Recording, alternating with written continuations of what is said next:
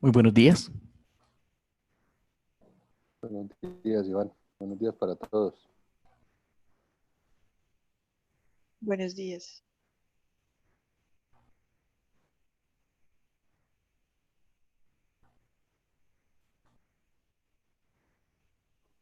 Tenemos 5 minuticos a ver si se conectan más personas.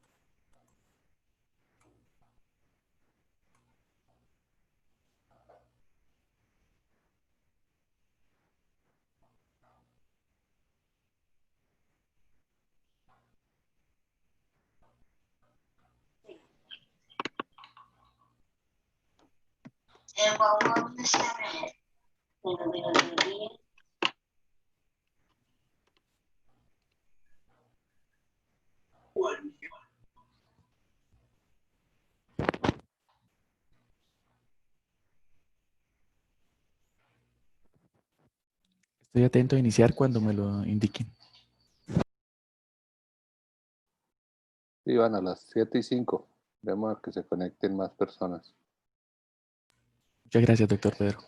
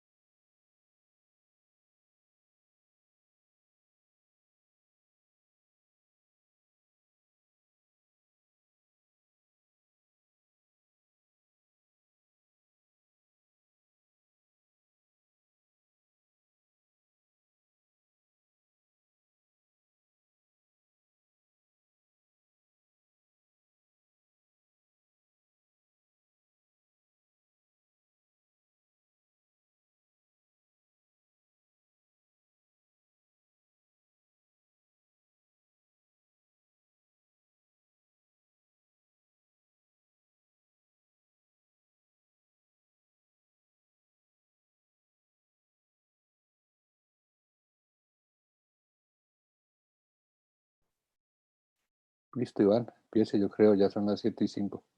Se conectó más gente.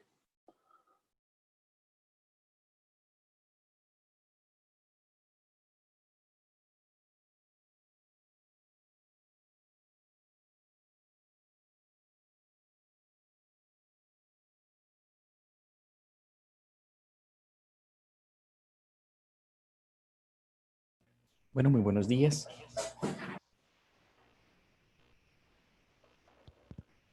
El día de hoy vamos a hablar de las fracturas de clavícula en relación al tercio medio clavicular. Los objetivos de la charla y el contenido de la misma es a continuación. Vamos a hablar de la anatomía, de la epidemiología. ¿Cómo vamos a clasificar estas lesiones? ¿Cuál es la evidencia referente al tratamiento, bien sea quirúrgico conservador? Y en el caso que hubiese lugar el tratamiento conservador, ¿cuál sería el mejor protocolo de rehabilitación para el mismo? La clavícula está inmersa en una región topográfica particular, la cual consta como límite inferior de la base del cuello y el límite superior de la región del pectoral y de la pirámide axilar. Está correlacionada con unos músculos estabilizadores espinoescapulares como el esternocleidomastoideo, así como en su aspecto más posterior por el trapecio. Y en los componentes anteriores e internos y anteriores laterales vamos a contar al pec mayor, así como el deltoides. Esta relación topográfica guarda especial importancia cuando pensamos en el abordaje de esta estructura. Y en los primeros planos de superficiales de dirección vamos a encontrar las ramas del plexo cervical provenientes de las raíces nerviosas C4, C3 y C5 que van a una sensibilidad importante al componente anterior de la clavícula y por supuesto en relación al músculo platisma o cutáneo del cuello. Las estructuras neurovasculares que rodean las estructuras de la clavícula estarían la vena subclavia, desde medial a lateral, seguido de la arteria subclavia y por último el plexo braquial en sus componentes fasciculares en la región retroclavicular. Esto guarda especial importancia comprender la anatomía de la región y especialmente en los componentes del tercio medio, tercio lateral y tercio medial. La clavícula guarda unas diferencias significativas, siendo hacia el tercio medio más circular, hacia el tercio medial un poco trapezoidal y ligeramente aplanada hacia el tercio lateral. Cuando pensamos en las estructuras neurovasculares que se encuentran a este nivel para la osteosíntesis, existen zonas de riesgo y zonas de seguridad que podrían verse conllevadas en los diferentes sistemas de fijación, primordialmente en el anterior inferior o en el sistema superior para la osteosíntesis de la clavícula del tercio medio. Y a su vez, durante el abordaje quirúrgico, es posible encontrar lesiones de las ramas sensitivas procedentes del plexo cervical, que siempre van a comprometer no más allá de el dermatoma correspondiente.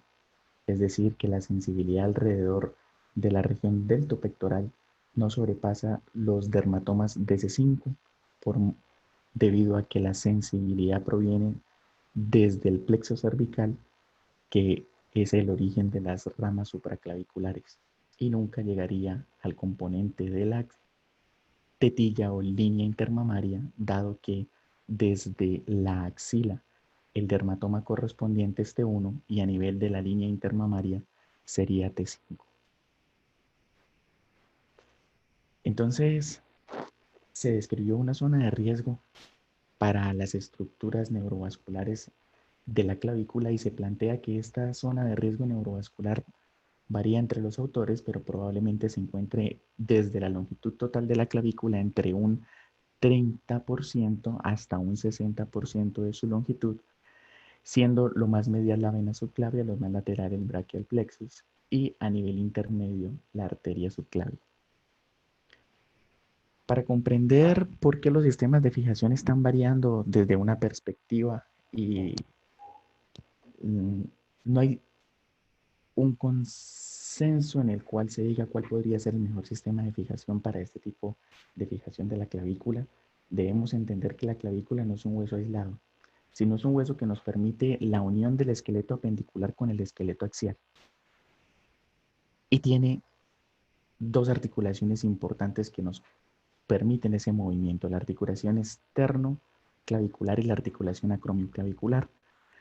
De tal manera que la clavícula tiene 6 grados de libertad y se mueve en los 3 planos, tanto en el plano sagital, coronal y axial. Es por ello que el ritmo escapular, haciendo un análisis desde la abducción máxima de 180 grados hacia la flexión y posteriormente desde componente cero de abducción hasta abducción completa de 180, tiene estas características.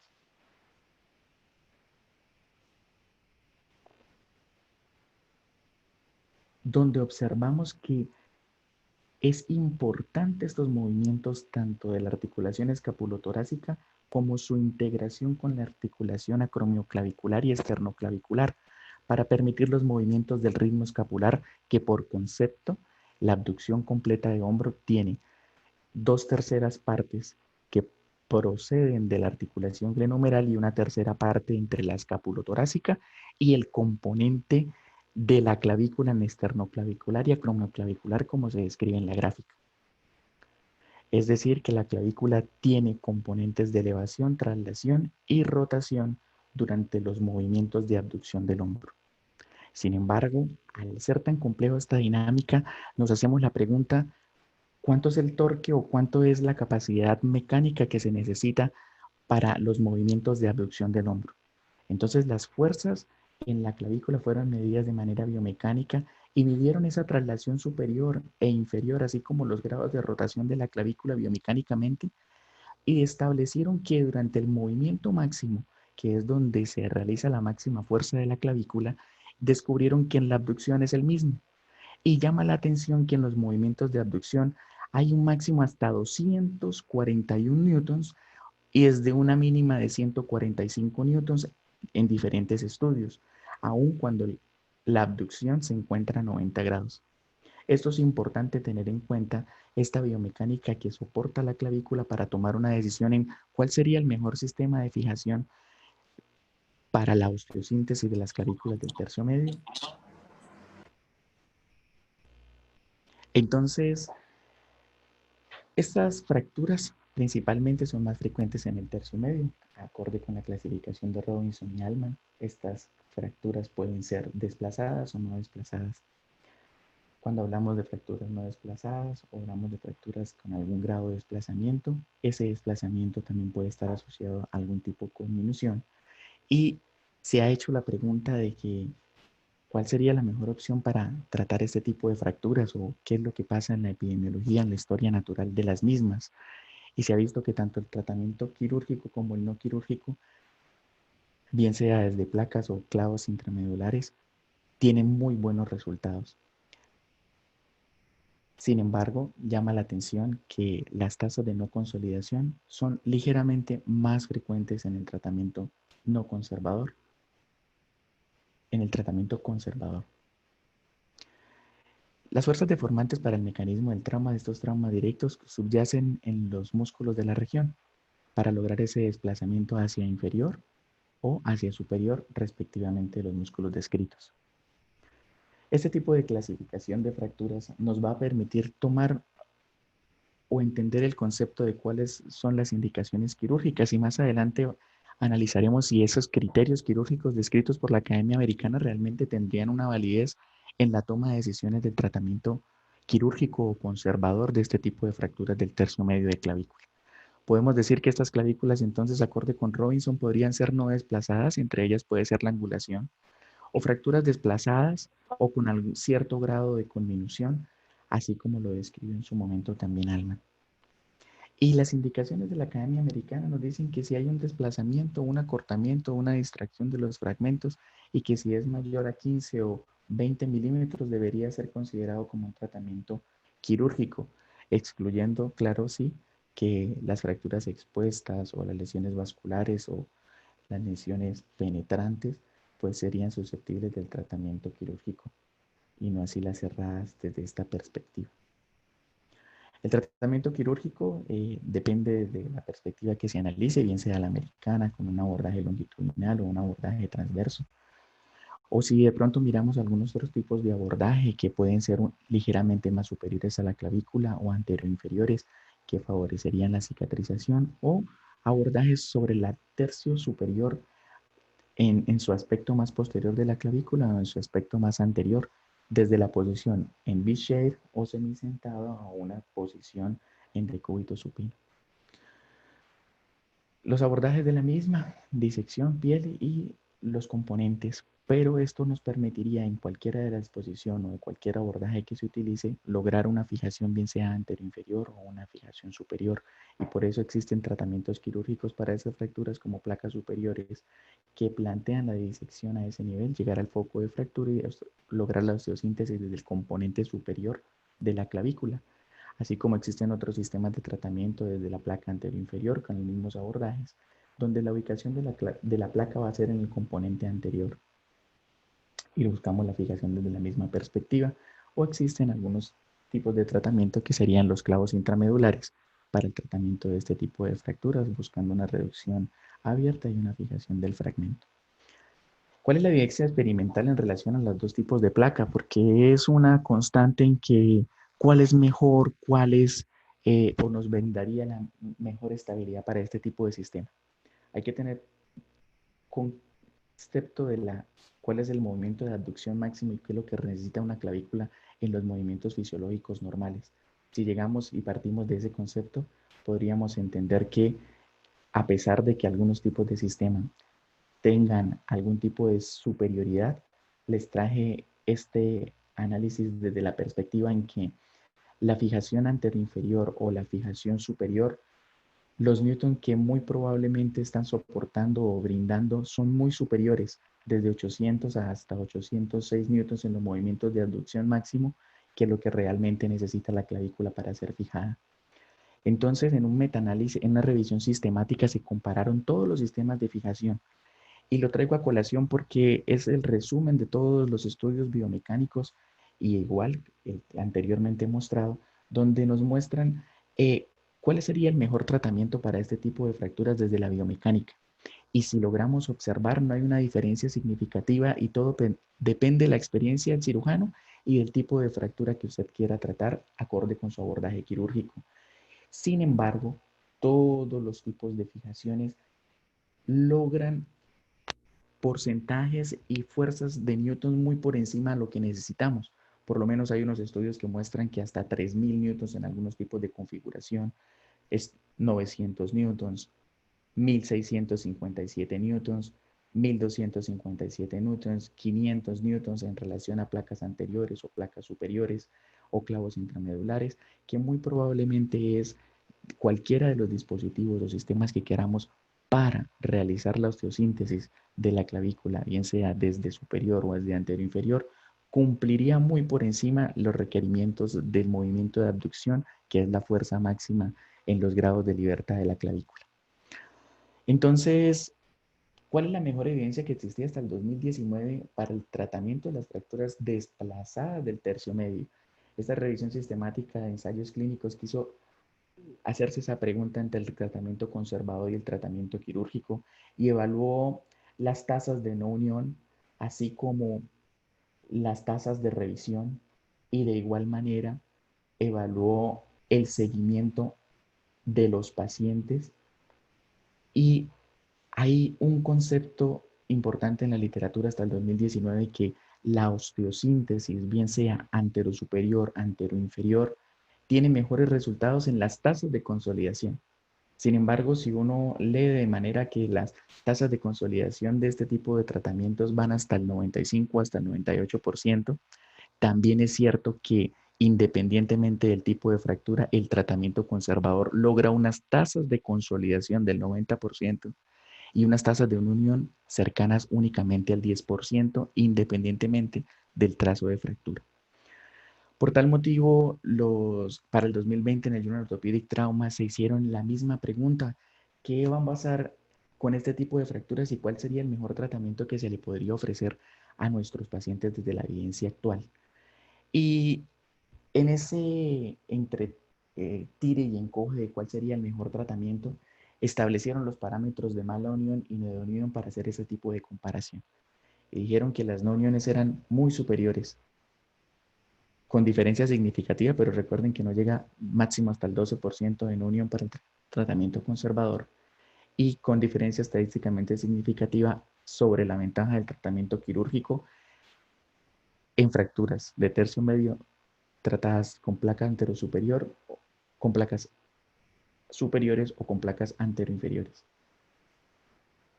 Sin embargo, el tratamiento quirúrgico tiene un menor riesgo relativo para la no unión, pero realmente la evidencia estaría contraindicando que el tratamiento conservador tenga una cabida actualmente. Pues hicieron esta pregunta y dijeron, bueno, y si de pronto está muy acortado, si de pronto está muy desplazado, ¿le iría mejor a este tipo de pacientes que están acortados o que están desplazados o que tienen algún tipo de conminución y de pronto el sistema de fijación le daría una mejor ventaja?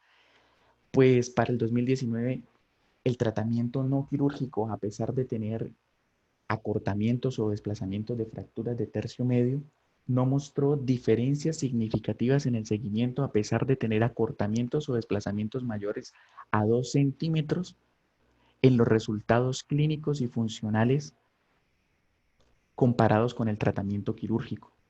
Es decir, que no hay una asociación entre el acortamiento de las fracturas y las tasas de no unión en las fracturas de tercio medio de clavícula, y los parámetros que describen como tratamiento quirúrgico para las fracturas dados por la Academia Americana, pues muy probablemente, acorde con esta revisión sistemática, podría decirse que no aplican para todo tipo de fracturas y que todavía tiene lugar el tratamiento conservador en las fracturas de tercio medio de clavícula en paciente adulto.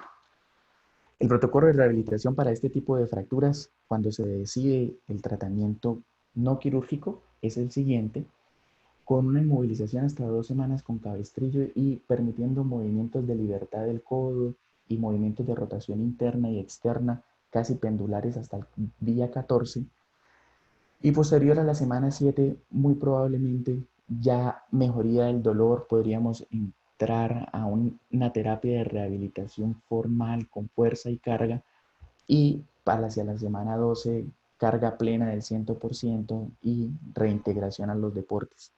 Pero los pacientes mejorarían los síntomas cercanos a la semana 4. Esa era la revisión que preparé para el día de hoy y muchas gracias.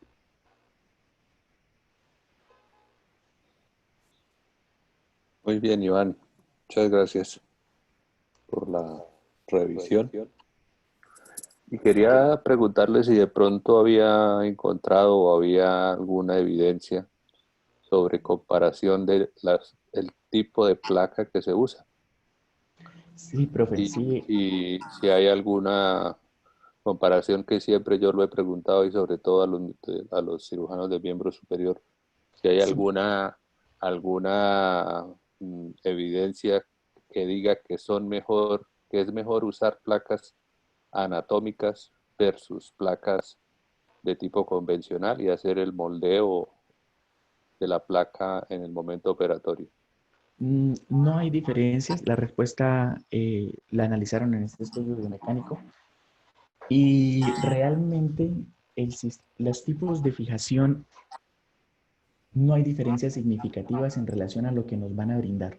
Sin embargo, si uno lee a manera paulatina o no objetiva desde la biomecánica lo que se está planteando, muy probablemente las placas superiores tienen mayor rigidez y llegan hasta unos porcentajes de rigidez que es Newton por milímetro de desplazamiento hasta de 3142, o hasta los más altos son de esos estudios o de 1257, y es muy superior a lo que necesita la clavícula para lograr su consolidación. Sin embargo, las fracturas que son tratadas con esas placas anatómicas de última generación que permiten la fijación en el componente medial desde anteroinferior y en el componente lateral desde superior hacia inferior, han mostrado que tienen mejor control rotacional en relación a los demás sistemas. Sin embargo, la clavícula consolidaría desde aspectos biomecánicos y desde aspectos clínicos con cualquiera de los sistemas de fijación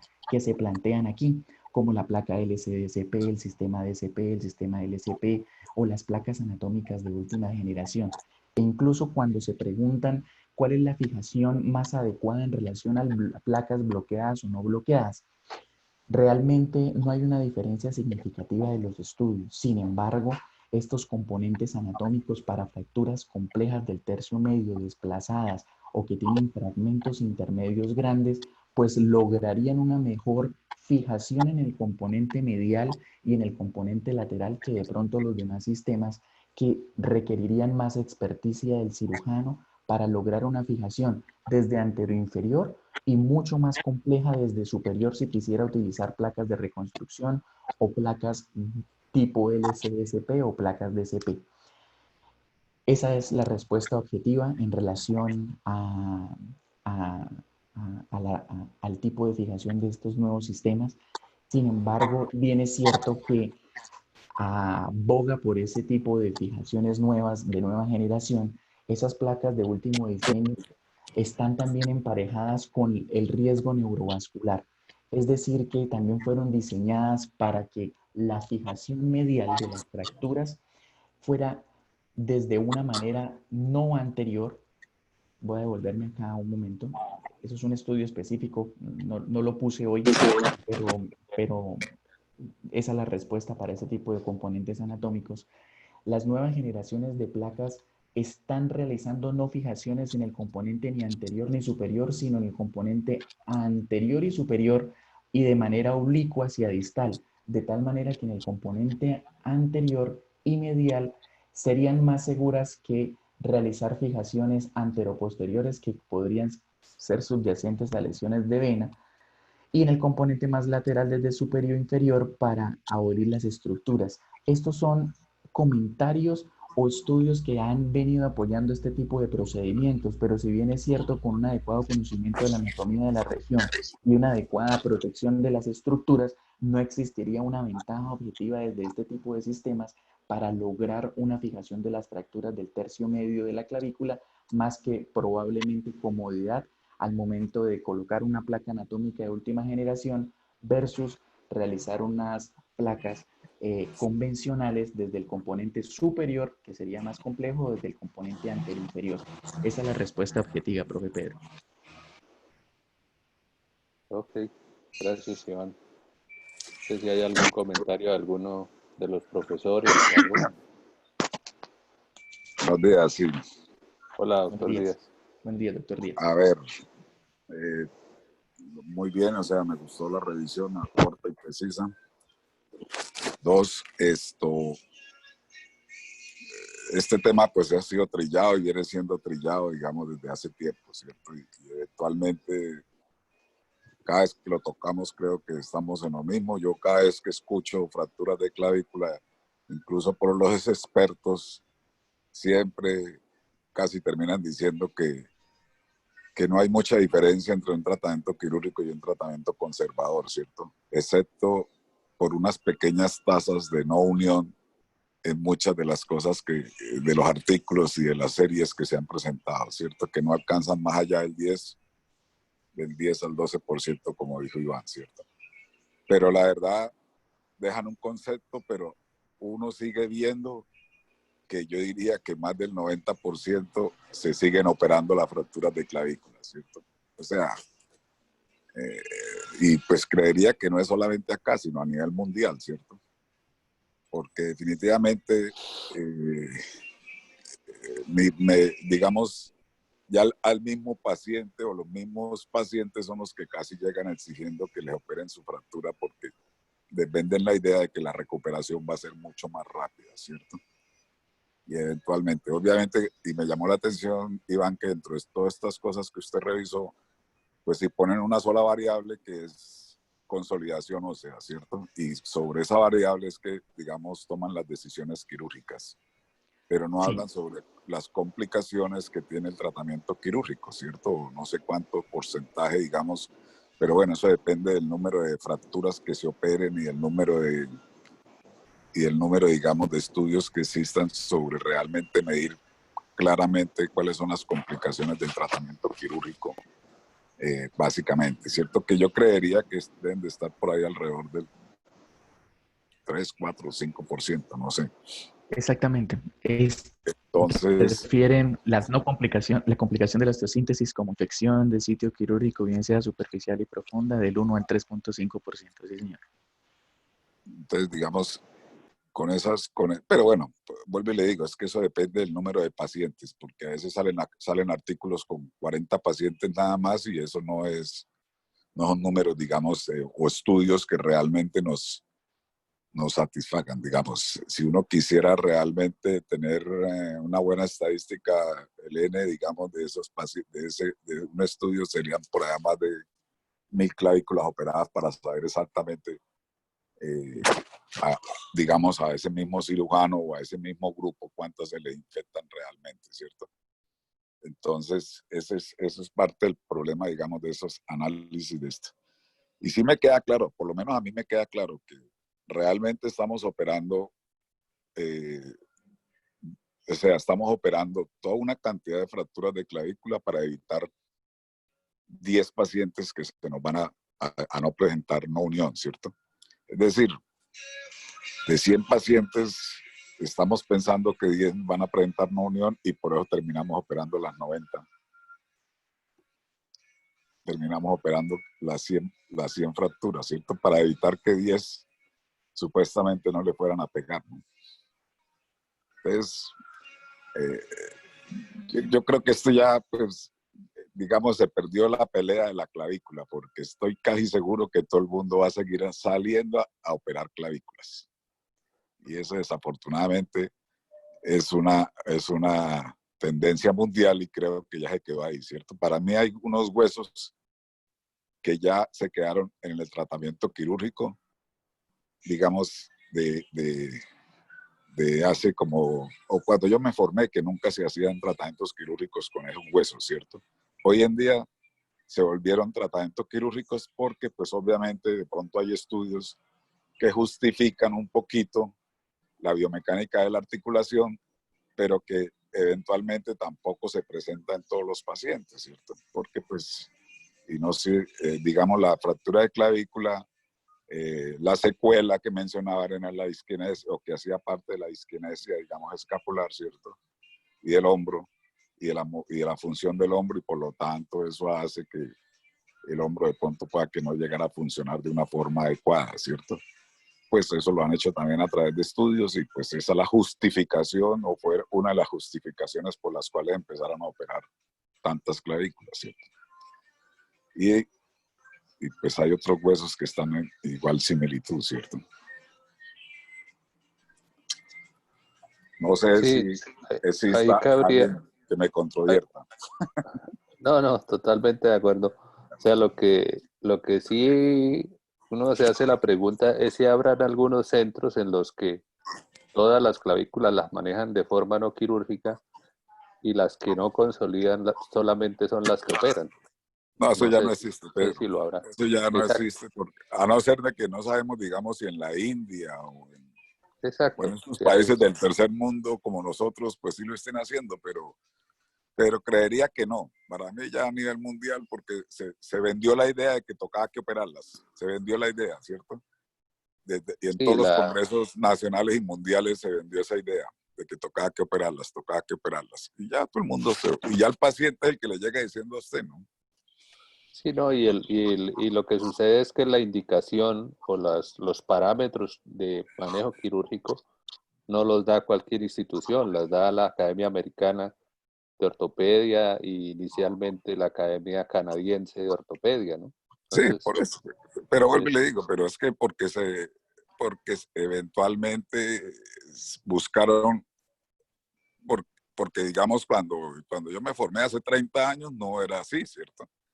Y los mismos parámetros los tenía la Academia Americana y la Academia Canadiense y todos eran manejos ortopédicos, ¿cierto? sí, Se claro. operaban apenas un 5 o un 10% de las fracturas de clavícula, ¿sí? Entonces, digamos, ¿por qué cambiaron? Cambiaron pues básicamente porque pues encontraron como de decir, bueno, hay que operarlas por esto, ¿cierto? ¿Sí? Y obviamente que eso también implica, también desde el punto de vista monetario, una mejor, porque pues a usted le van a pagar mejor una fractura de clavícula desde el punto de vista quirúrgico que un tratamiento ortopédico de una fractura de clavícula. Entonces, Sí, eso definitivamente la parte industrial ha influenciado muchísimo en la toma de decisiones quirúrgicas de las fracturas. Y yo le preguntaba a Iván sobre la pertinencia de los implantes bloqueados y anatómicos en la clavícula, que eso se ve ahora prácticamente todas las clavículas se hacen con implantes de tipo anatómico, que todos sabemos que los costos son mucho mayores que unos implantes convencionales, con los que van de la misma forma y la misma evolución las fracturas, ¿sí? O sea, todas van, usualmente, prácticamente todas van a consolidar porque los estudios biomecánicos definen eso, ¿sí? O por lo menos van a estar estables. Entonces, ¿cuál es la necesidad de utilizar implantes bloqueados, ¿sí? Implantes anatómicos. Sería solamente cuando hay unas fracturas muy distales que requieren una fijación mejor en la porción distal, pero una fractura de tercio medio, trazo único, o incluso con alguna cuña, yo creo que con una placa convencional va bien y se ahorran costos muy grandes, ¿no?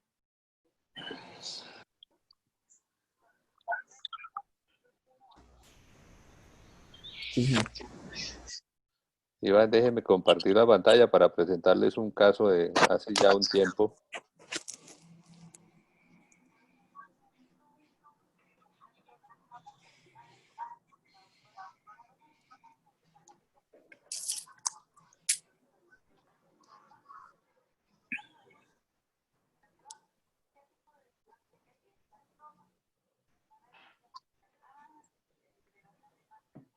Bueno, esto es para discutir si implantes por la cara superior o por la cara anterior. Ya Iván lo revisó ampliamente, ¿sí? Pues digámoslo así, que no hay una evidencia de que sea superior colocar la placa por un lado o por otro. ¿Qué opinión tiene alguno de los residentes? ¿Por dónde, cómo lo manejarían? ¿Qué abordaje usarían en esta paciente? Que probablemente ya esté tomada la decisión quirúrgica, porque pues en nuestro servicio se está tomando el parámetro del desplazamiento mayor a 2 centímetros. ¿Quién está? Álvaro, ¿qué opinión tiene? Buenos días, ¿me escucho? ¿Ahí? Sí.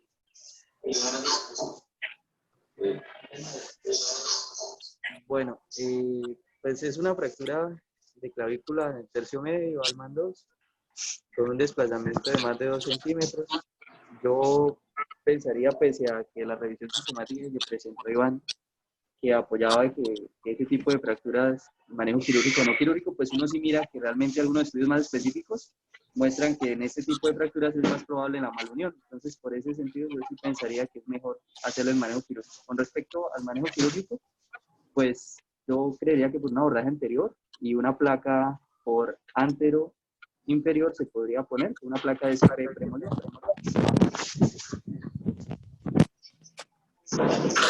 Ahí lo escucho.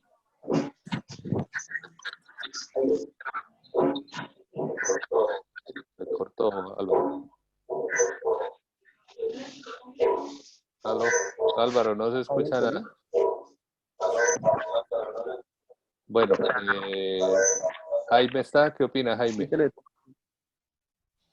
Hola, profe, buenos días. Hola Jaime. Primero que todo, pues hacer una aclaración que no es una Alman 2, es una Alman 1. Exacto.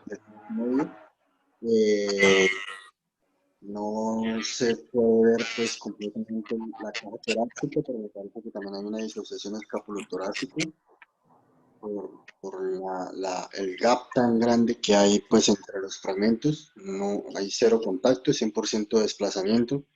Que pues dentro de los parámetros que decíamos básicamente, pues no pueden pensar en dar un manejo quirúrgico a esta fractura.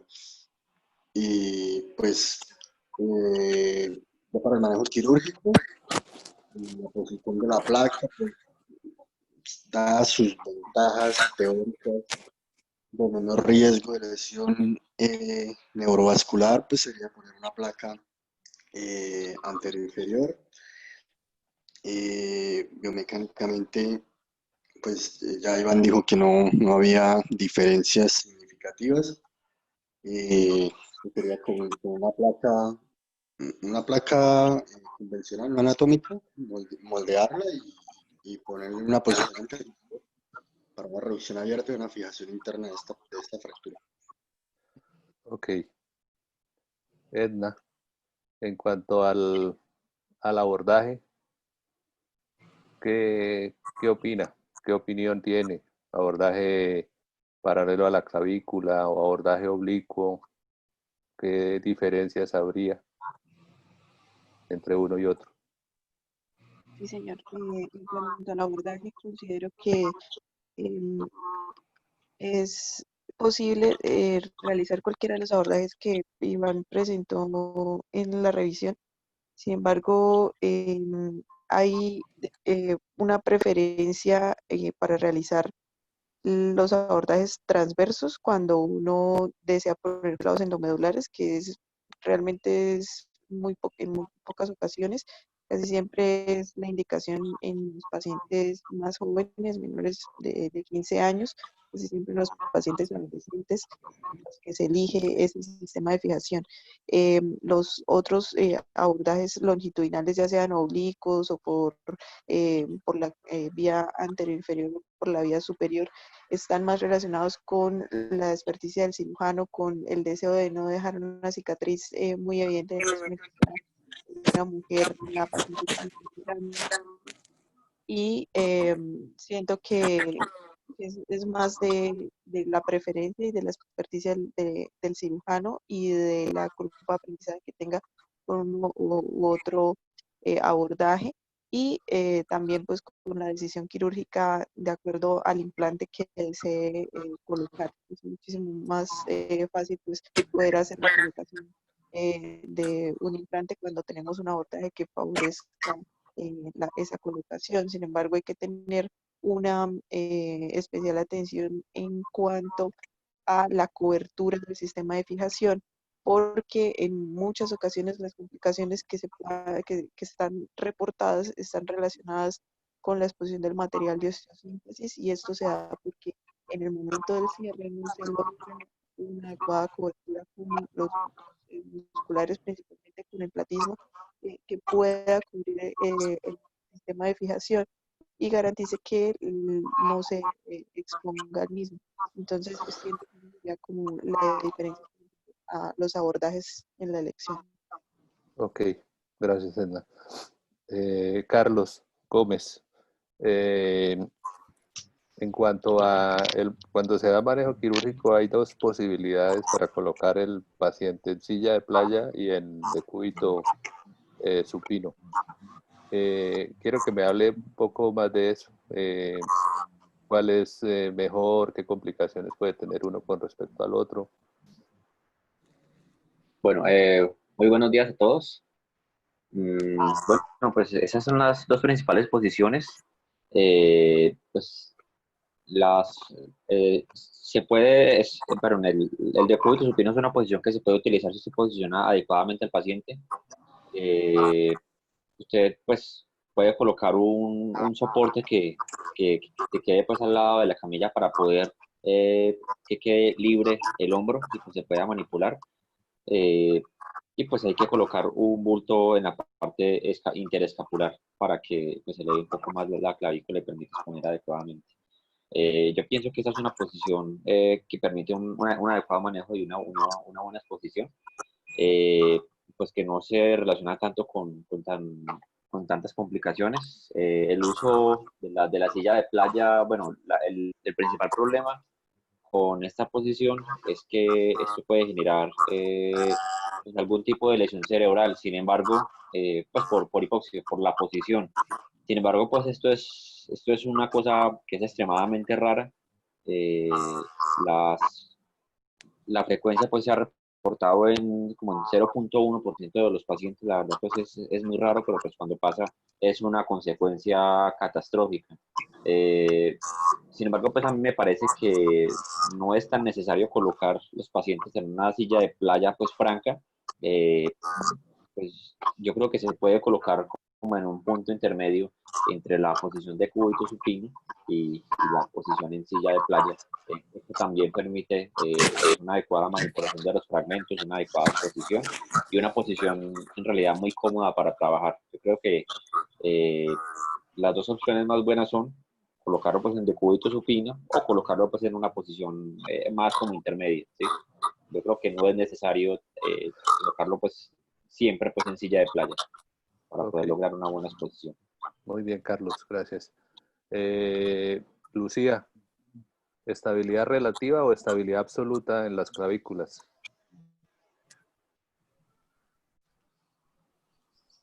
Lucía, ¿cómo está? Hola, buenos días, señora Castro. Hola, Lucía.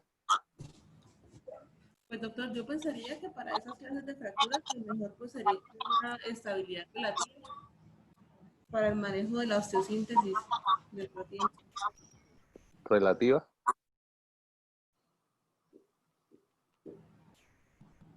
Pues no, pues sabiendo que se le coloca una placa y la cual se le puede hacer compresión, pues uno pensaría que pues podría hacerse absoluta o también mejor lanzaría la absoluta. Ok. Jonathan, ¿cuándo estabilidad relativa en la clavícula? Manejo conservador, doctor. Ok. ¿Aló? ¿Y cuando? ¿Sí? Sí, en el manejo conservador, pues daría una estabilidad relativa y si le colocamos una placa con una compresión, daría una estabilidad absoluta. Ok. ¿Y en alguna oportunidad podría utilizar placas con método de estabilidad relativa? Doctor, pues de acuerdo a la biomecánica y eso del hombro, lo que había mencionado Iván, yo creo que lo mejor sería una estabilidad absoluta. Sí, de acuerdo estoy, pero ¿en qué casos puede utilizar estabilidad relativa con placas en la clavícula? De pronto que esté muy conminuta, sería una placa que Ok, diera una estabilidad relativa. muy bien. Y cuando Iván habló también de métodos de tratamiento, dijo que los clavos endomedulares eran una opción y que tenían resultados buenos también. ¿Ahí qué método de estabilidad estaría aplicando, Jonathan? Si utiliza un implante intramedular.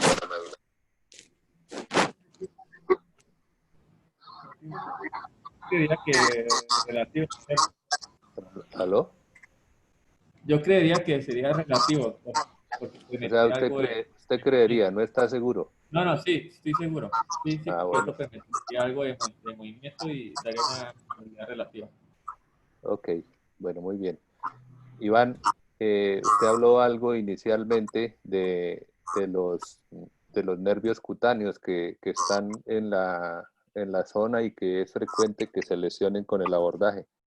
¿Qué implicaciones clínicas tendría eso en el paciente al que se le hace el manejo quirúrgico?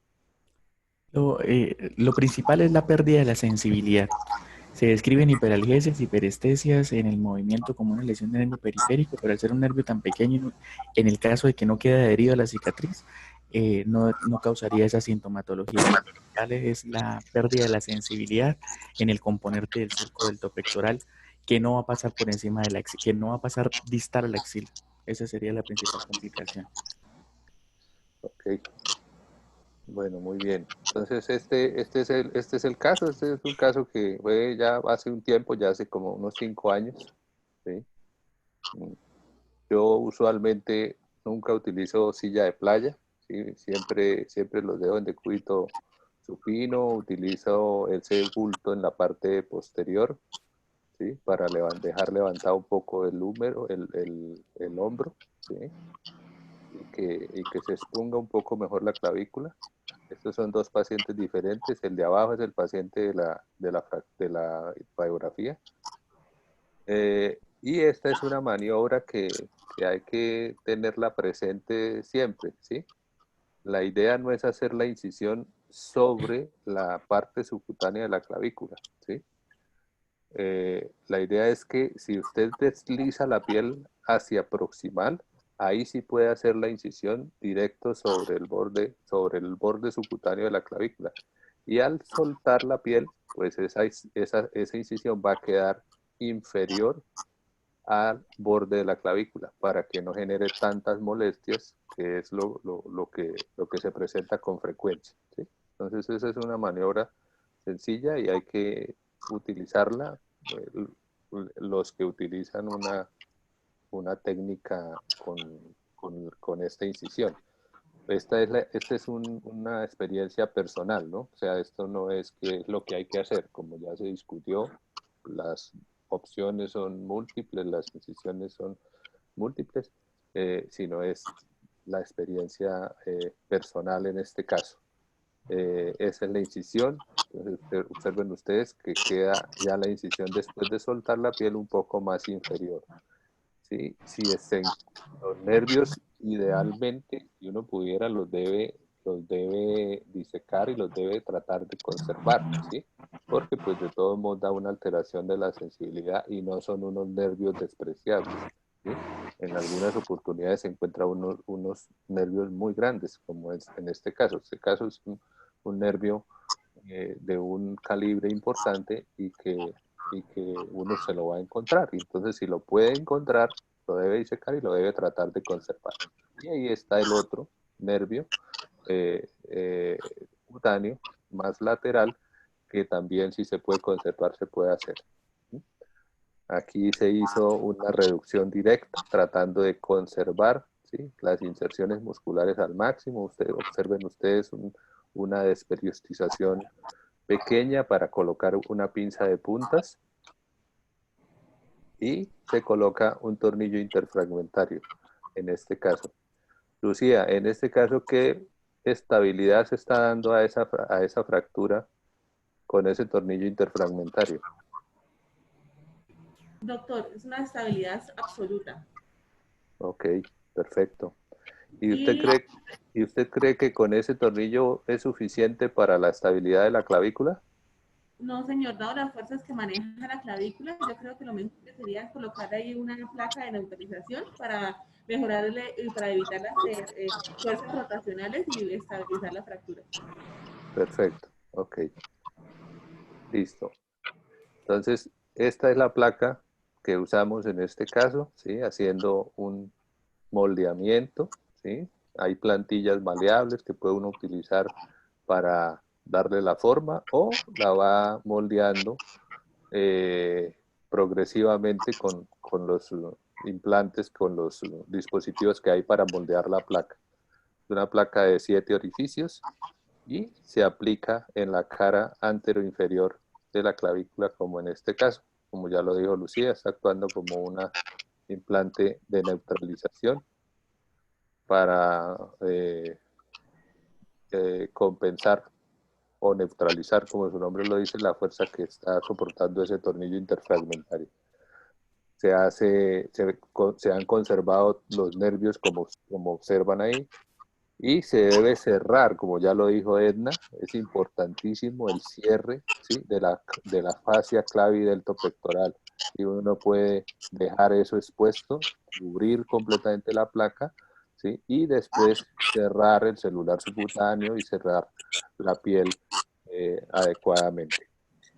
Y ahí se alcanza a ver la incisión ya cerrada, el borde de la clavícula está superior a esa incisión, y con eso se disminuyen, ¿sí?, las posibles molestias con el material de osteosíntesis y con la cicatriz, porque la cicatriz, cuando queda directamente sobre el borde de la clavícula subcutánea, genera algunas más molestias, puede generar más molestias. Y este es el resultado después de la osteosíntesis con el tornillo interfragmentario y la placa de neutralización.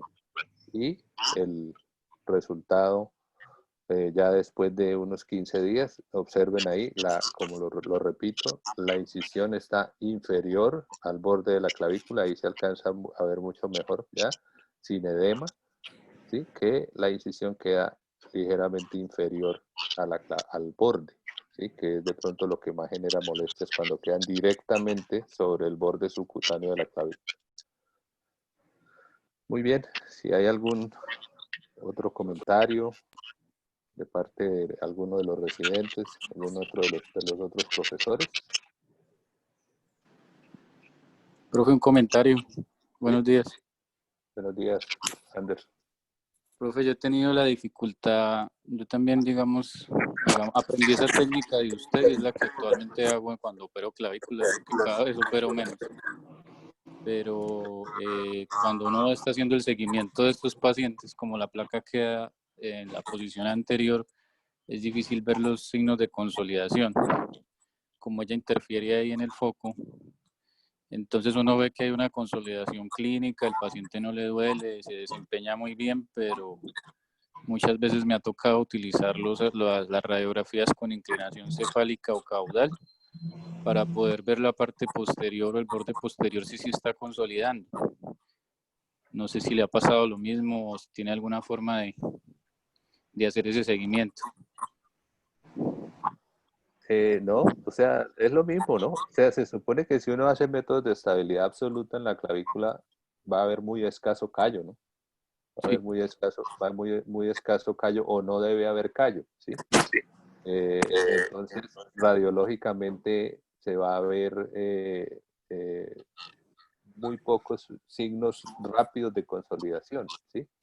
Y pues sí, la placa en la parte colocada anterior va a dificultar ver en una radiografía AP, ¿sí? Que es la que usualmente toman.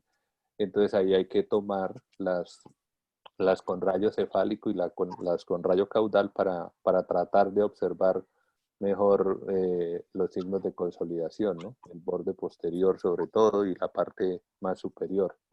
Pero sí, es algo común, ¿no? Que no alcance uno a ver bien la clavícula. Y lo otro, profe, es, alguna vez me pasó, si uno retira el material muy temprano, en una paciente lo retiré cuando cumplió el año de cirugía, tuvo una refractura con un movimiento, pues, sutil. Y cuando leía, digamos, sobre artículos sobre retiros de placa, pues recomendaban que o no se retira nunca, o si se retira, se debe retirar después del año y medio. Pues como recomendación para los residentes también, porque si se pone por la vía superior, pues la tasa de retiro es mayor, entonces no afanarse mucho. Sí, exacto. Yo realmente retiros de material de forma sistemática no los estoy indicando, ¿no? O sea, de forma rutinaria, ¿no? Hay que tener realmente una indicación clara de que las molestias o que los problemas que está teniendo el paciente son por el material para ordenar un retiro del material, ¿sí? Porque puede ser peor el remedio que la enfermedad, como en muchos casos lo hemos visto. Y sí, retiros de material en huesos largos, en huesos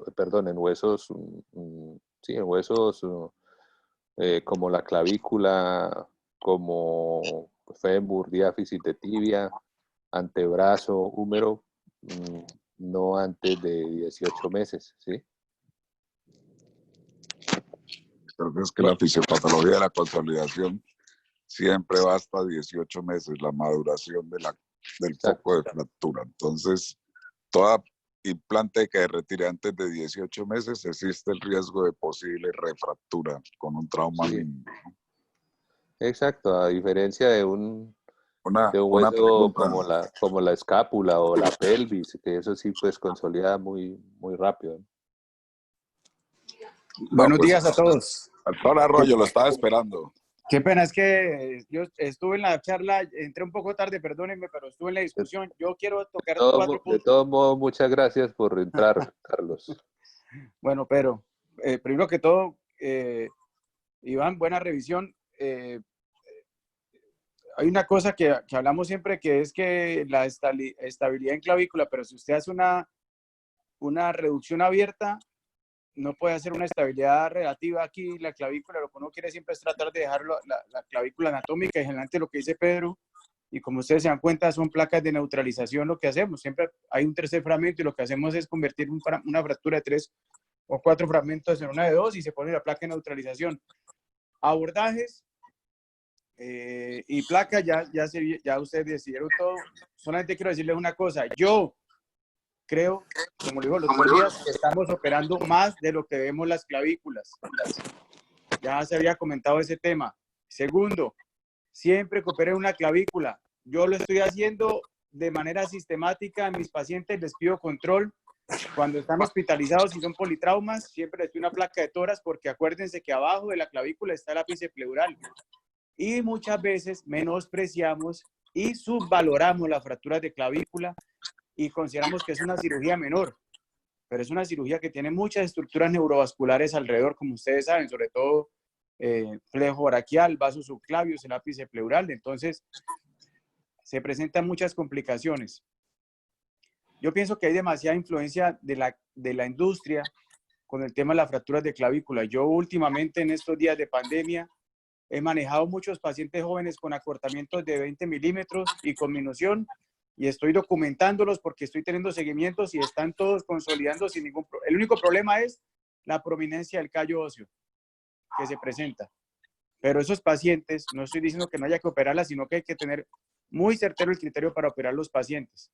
Creo que yo hice parte de una ola hace una década de cirujanos que iban por toda Colombia diciendo que había que operar todas las clavículas. Obviamente que había un sesgo ahí en esos simposios, pero la clavícula, pues por el mismo tipo de hueso que es y la osificación que presenta, a menos que tenga las indicaciones claras, se pueden dar manejos ortopédicos, ¿sí? Porque lo que ustedes revisan es que solamente hay que hacer al paciente valoración de la consolidación, pero si vemos los índices de no unión de un hueso, casi todos son del 10 al 12%, casi como todo en ortopedia, pero las complicaciones no solamente es el 3% con la infección. Mucho paciente, y eso no lo refieren, la molestia que tiene con el material, ¿sí? Porque a mí me llega mucho paciente para revisar es por la molestia del material o por placas que se ponen de manera inadecuada o por constructos muy rígidos. Y la estética de la cicatriz. Y la estética de la cicatriz, sí señor, exacto. Y ese es otro tema que quiero también tener en cuenta que Pedro comentó. Cuando usted aborda una clavícula, yo sistemáticamente trato de hacer la disección de los nervios supraclaviculares en las damas, sobre todo porque ellas sí se quejan de que pierden algo de sensibilidad en la región supraaerolar, perdón, por encima del pezón, en la región mamaria proximal del pectoral, y eso es un problema para ustedes también, que el paciente llegue a quejarse por eso una fractura que no haya que operar. Y tercero, que siempre tengan, cuando hagan el abordaje, cuidado con un colgajo muscular adecuado en el que puedan desinsertar un poquitico el deltoides anterior sin desinsertarlo completamente y sin liberar mucho el trapecio y liberar el platisma, porque hay veces he visto casos que llegan y como que hacen un solo abordaje hasta la piel, de la piel hasta el hueso, y llega el paciente con el platisma pegado a la clavícula, y cada vez que el paciente va a mover el cuello tiene le queda como tirante el cuello con la placa y adherencia de la cicatriz. Entonces, no simplifiquemos estas fracturas porque son las más comunes y las que más vemos en urgencia junto al radio distal, en miembro superior. Pero creo que las estamos minimizando y son más las complicaciones que se pueden presentar si no se hace un abordaje adecuado. Gracias.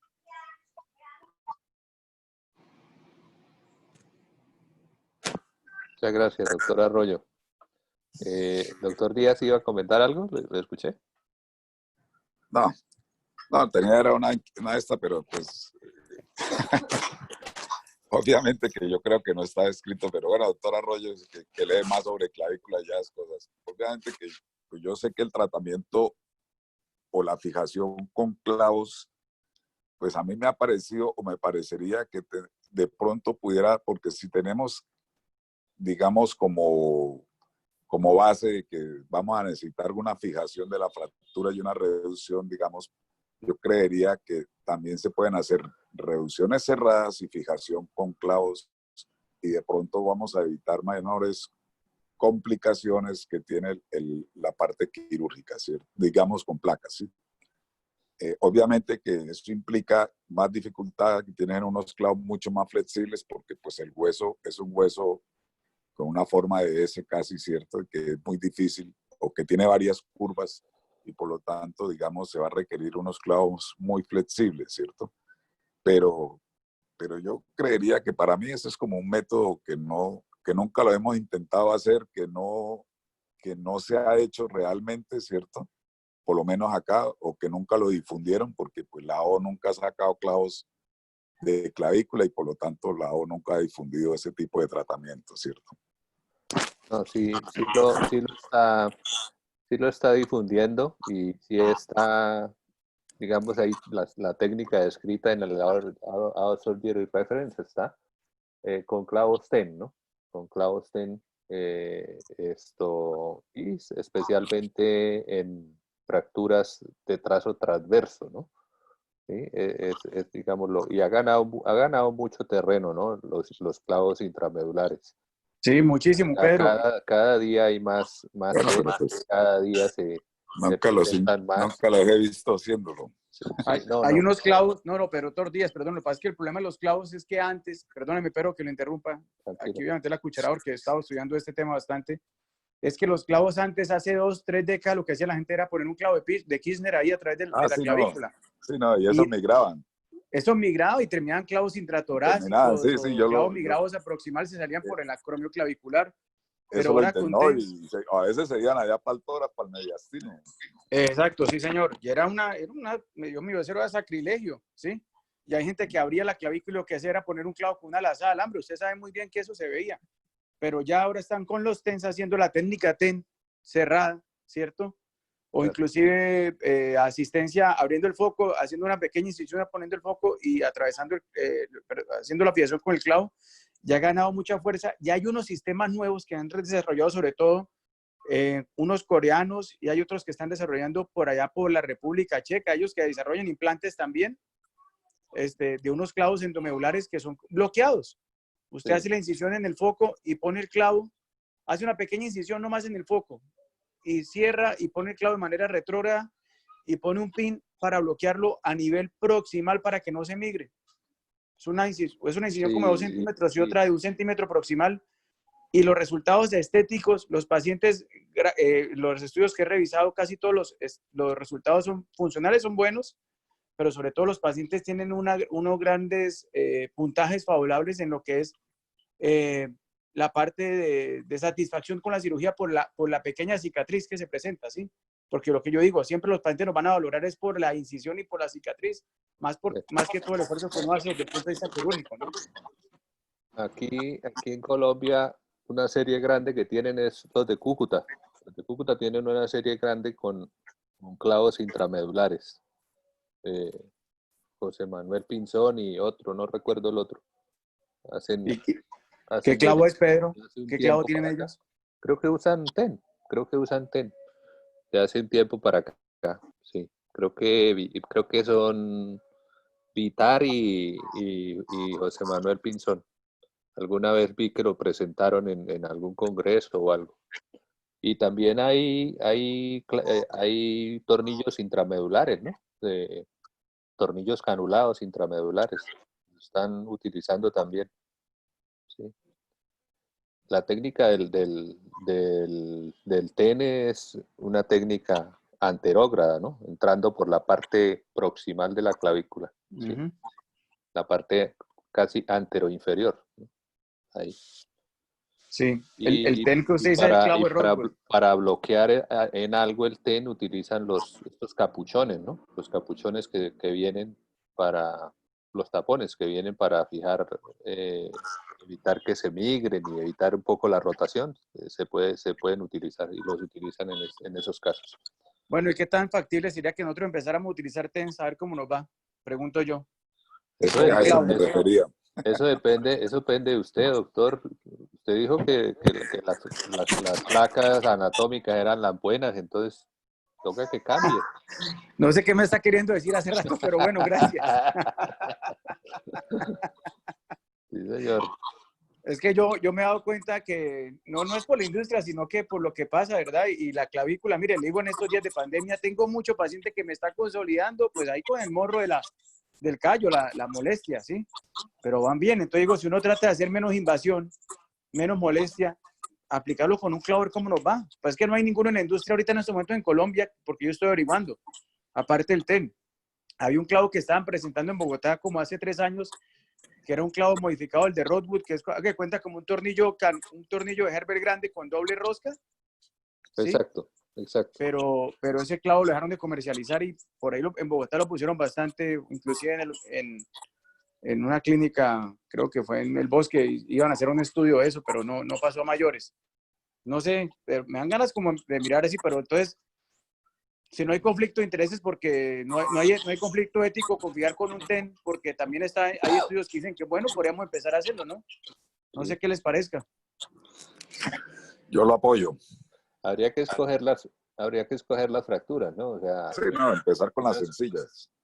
Sí, con las transversas, pero si es sencilla, entonces ¿para qué se opera? Exactamente. Esa es la pregunta. No, pero Carlos, o sea, por ejemplo, esta fractura que yo presenté es un trazo transverso, pero tenía un gran desplazamiento, ¿sí? O sea, No, sí, pero, o sea, que tenga los criterios, que sea exacto, transversa, que tenga más de 25 milímetros de acortamiento, todo esto. Exacto. Sí, claro. Sobre todo esas transversas que se cabalgan como 3 centímetros, nada más con reducir y pasar un clavo intramedular, ya se estabiliza. Que es la técnica que uno muchas veces utiliza, o yo la utilizo, ¿sí? Hago la reducción en una fractura transversa, coloco un clavo intramedular retrógrado, anterógrado, después lo paso retrógrado, estabilizo el foco y ahí coloco la placa, ¿sí? Uno ve muchas veces que nada más con esa reducción y con ese paso de ese tornillo clavo intramedular ya la fractura está estable, ¿sí? Sí, no, inclusive yo hago esas maniobras cuando hago las fracturas del tercio distal para que no se me, porque a veces esas fracturas son las más difíciles. Yo siempre pongo un clavo acromio clavicular estabilizando la diáfisis para que me ayude y no tener problemas y uno ve que eso queda muy estable con un clavo de 1.2 endomedular, queda muy estable. Muy de estable, 1.2, de 1.5. exactamente. Sí, entonces, pues no sé, sería bueno como organizarnos y mirar que, no sé, no me parece descabellado porque es una tendencia. Yo he estado revisando estudios, bueno, es que los chinos publican de todo, ¿no? Pero hay unos coreanos que me parecen juiciosos y han publicado unos trabajos ellos le dicen osteosíntesis mínimamente invasiva, pero es un clavo. Hacen una incisión pequeña en el foco y pasan el clavo anterógrado y listo. Y lo bloquean, ¿sí? Entonces, pues, no sé. Animémonos y vayan. ¿Vayan a dónde? ¿A Corea o qué? Vamos a hacer el procedimiento. Sí, el doctor Díaz dice vayan porque vamos a ponerle unas clavículas a él a ver si las hace. Exacto. Pero me ponen a mí DHS, oigan. Bueno, muy bien. Listo. Bueno, muchas gracias. A muy todos. interesante. La clavícula, doctor como Mojica, siempre. Pere, doctor Mojica. Señor. ¿Usted cómo sigue? ¿Usted qué le salió? ¿Usted no me ha mandado ningún informe? Sí, profe, ya ayer me salió el reporte de la PCR, salió positiva, ya la ARL se comunicó conmigo. El domingo me van a hacer una cita a ver si ya el lunes puedo reintegrarme. Pero ya estoy... Jaime, ¿y usted no tiene síntomas? ¿Nada? ¿Respiratorio bien? Sí, no, solo algo de rinorrea, pero ya nada más, no tengo nada más. Bueno, Iván y Edna, ¿cómo están? No, necesitamos que cumplan los 14 días los 3 que salieron al mismo tiempo, ¿cierto? Que salieron positivos los 3. Entonces, realmente los espero es el miércoles, ¿no? ¿Sí? ¿Ok? Porque pues 14 días dan el miércoles, el martes, digamos, tendrían que llegar el miércoles nuevamente ahí al servicio si están asintomáticos, ¿no? Me imagino, porque ninguno requirió hospitalización ni nada de esas cosas, ¿cierto? Pero venga, Jaime, mándeme el informe porque necesito enviárselo al doctor Juan Pablo, ¿ok? Listo, profe. Sí, señor, ya se lo envío. Ok. Y Edna, Iván, y yo los escucho bien. ¿Están bien, Edna, Iván? ¿Sin síntomas? ¿Respiratorios Buenos severos? días. Buenos días. Gracias a Dios, síntomas de alarma como dificultad respiratoria y fiebre no hemos, pues por lo menos yo no he tenido. En mi familia pues empezaron a toser, eso fue lo único. Y tienen los mismos síntomas, o sea que de pronto sí traje el COVID a la casa. Pero también gracias a Dios ninguno con signos de alarma, tampoco acá en la casa. Bueno, me alegro mucho. Cuídense mucho, Gracias a Iván. Dios. Termine de pasar estos días ahí. Sí, señor. Una ventaja que vamos a tener es que ya van a estar todos inmunizados, ¿no? Ahora los que están muy ricos somos los profesores. No, pero con los residentes ya inmunizados ya no vamos a tener riesgo. Bueno, sí, es verdad. Bueno, muy bien, nos vemos Bueno, hasta entonces. luego. Chao, Buen chao. día a todos.